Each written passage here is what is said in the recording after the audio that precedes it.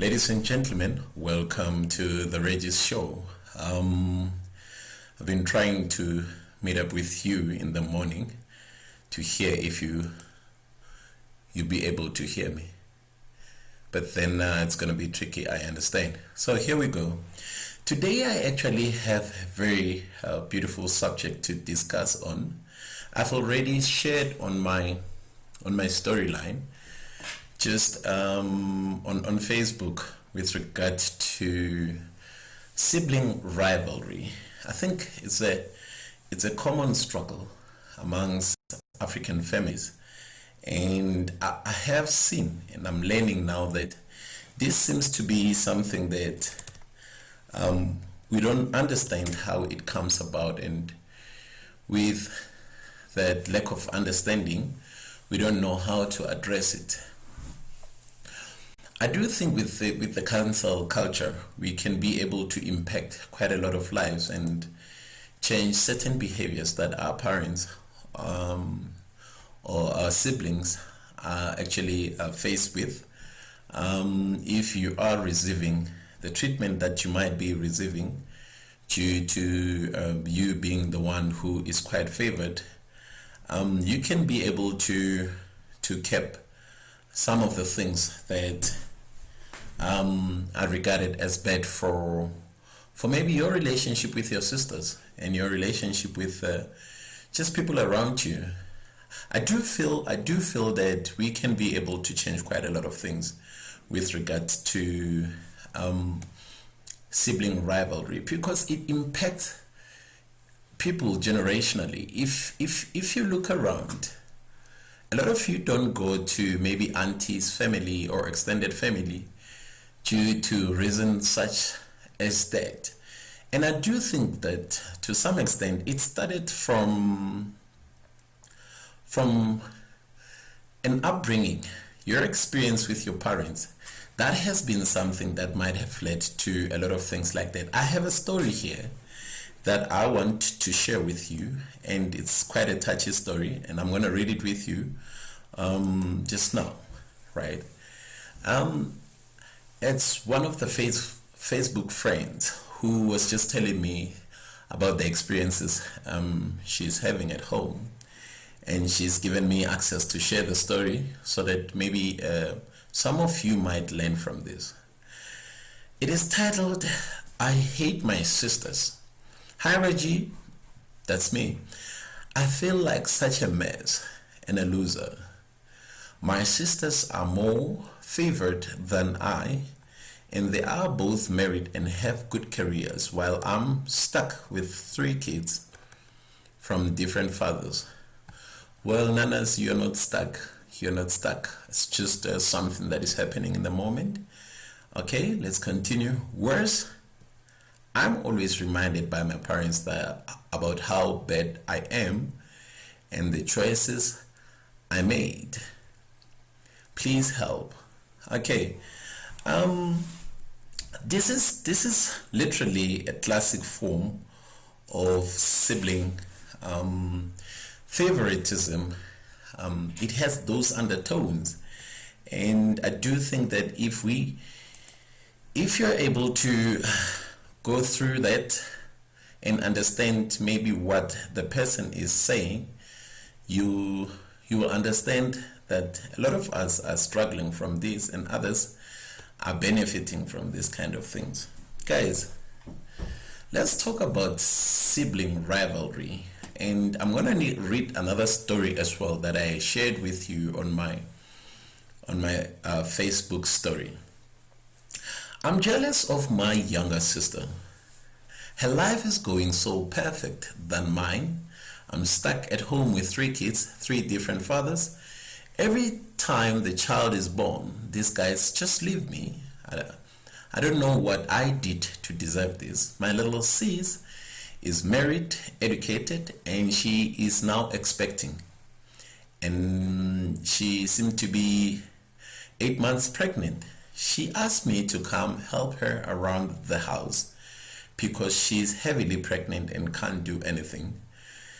This other day I saw the husband checking me out. I think he is now thirsty and I'm thinking of seducing him.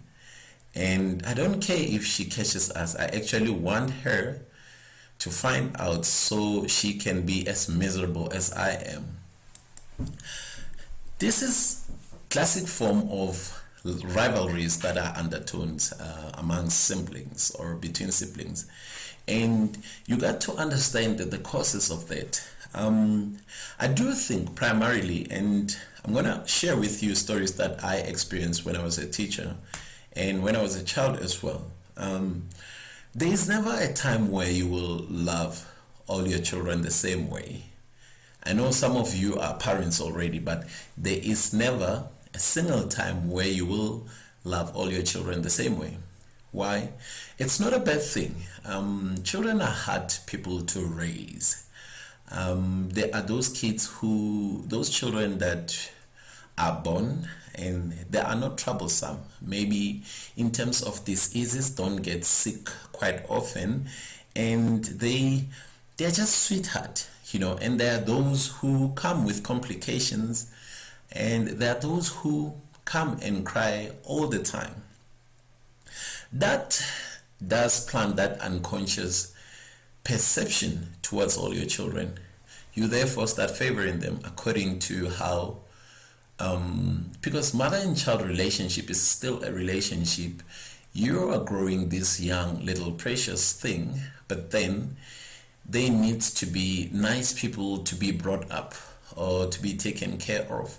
But there are those kids who are really tough to actually do that process with. And when that happens, it plants certain emotion on the basis of maybe your genetical predisposition, whether you are just more loving of children, or you are sort of loving of children, or you are just not about children. So that's going to determine the reaction or your perception or how you feel about them as they grow up. Now let's take it a bit step further. When those children grow up, you favor them according to that. And I think the mistake that a lot of parents do is that they do it openly. And that just crushes those other children. It literally destroys them. I know quite well that a lot of African parents have done that openly, and some of us as young parents will fall prone to that if we don't understand the side effects of this. Imagine discrimination, imagine apartheid, and how painful it must have been. You're practicing the same thing, and what makes it worse is that now this child is stuck with you as a parent. Things like discrimination and apartheid, you can always avoid them by not going to places where such was an everyday practice, and going to places where you'd be welcomed and appreciated. But when he is a child, they're stuck with you as their mom, and that becomes more and more excruciating. Now you have made this relationship between children without you knowing. You do it out of maybe reaction, as I told you, the processes that comes with it, and you create a relationship between the children. The other child is not going to like the child you were liking. It's not going to be a conniving process. They're going to have a certain perception or a certain view towards the other. I actually have seen this when I was a teacher, but I always was conscious when that happens. They are those kids that are nice to teach, really. They're really teachable. And with that being the case, you really enjoy them. You enjoy even going an extra mile for them. And there will be those kids who climb on tables and who make noise all the time, who are just disruptive. But because of my psychology background, I always understand that that is a cry for help. There might be something underlying that the kid is actually wanting to communicate. Maybe that's their way of attempting to get attention. But for someone who doesn't have that kind of perception, you're likely to therefore start treating children differently in your class on the basis of how they behave. They can really be horrible. Children can be really, really horrible. So you got to be able to understand the side effects. Because you look at a child and you just don't feel like you like them, right? You have to question that feeling. And how many people might be feeling the way about the child, and how the child might be feeling. Maybe that's the cause. Because everyone, there's no way you can say you love everyone in the world. That's just a that's just a holistic social high ground thing a person says. It's just a human thing that you have certain people you are more kind towards, more loving towards. It doesn't make you a bad person. It's just how we are as human beings. But then taking this to the cases that I have read now, there is something very paramount about this. One of the beautiful thing is that we can be able to solve this.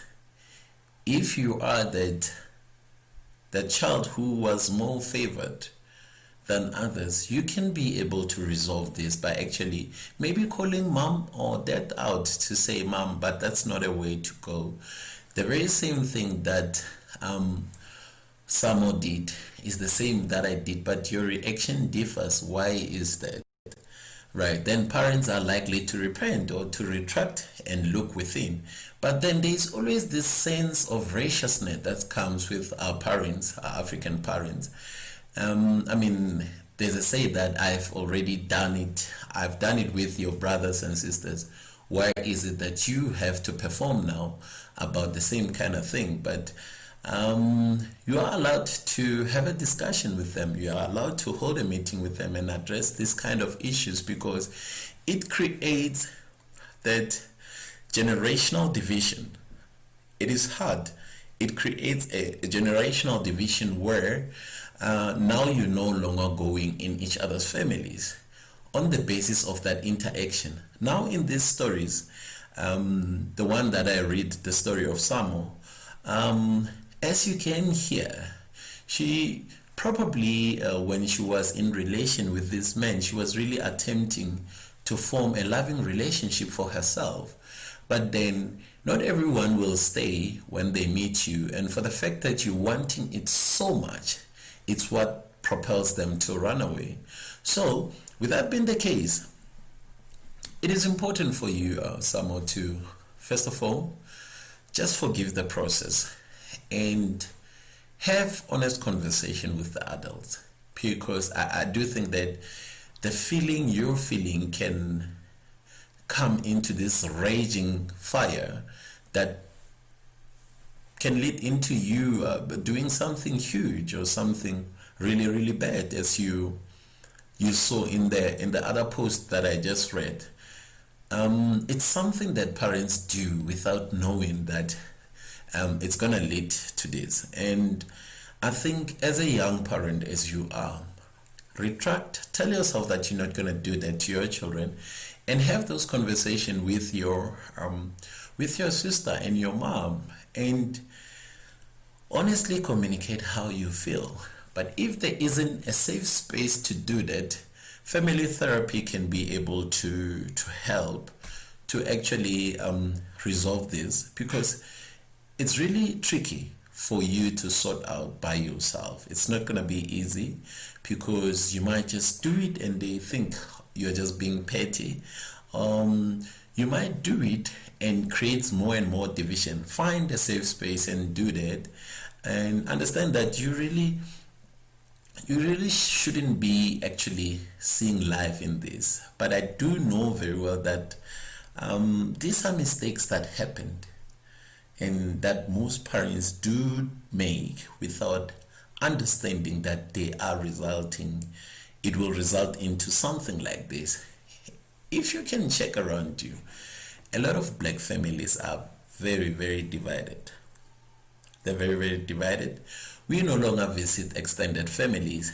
We no longer go to Abo Malumi, about our great or more extended families, because that's literally what happens. As time goes by, we get more divided by issues that happen during our childhood, not necessarily issues that happen between us as siblings.